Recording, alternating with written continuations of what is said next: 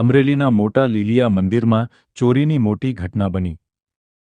પ્રસિદ્ધ વાડીવાળા દાદાના મંદિરમાં ચોરો ત્રાટક્યા અને અજાણ્યા ચોરોએ મંદિરમાં કરી તોડફોડ કરી અંદાજે 3.5 લાખના મુગટ અને છતરની થઈ ચોરી. સાંજના સમયે ચોર ચોરી કરીને થયા ફરાર. ઘટનાને પગલે સ્થાનિક લોકોમાં ભારે રોષ. લીલિયા પોલીસનો કાફલો ઘટના સ્થળે દોડી ગયો અને ઇન્ચાર્જ પીઆઈએમડી સાલુકે અને પીએસઆઈ જાડેજાએ શરૂ કરી તપાસ.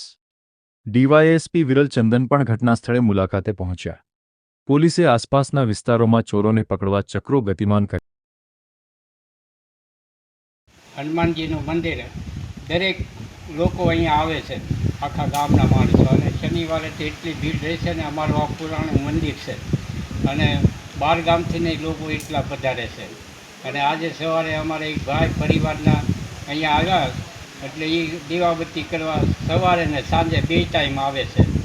અને એણે આવીને જોયું તો મંદિર ખુલ્લું હતું અને સત્તરને મુંગટને એ બધું ગાયબ થઈ ગયું. અને અહીંયા પછી પોલીસ સ્ટેશને જાણ કરી એટલે એ સ્ટાફ આખો અહીંયા આવ્યો અને ડીઆઈએસપી સાહેબ અમરેલીથી પધારેલા છે, એણે પણ તપાસ કરી.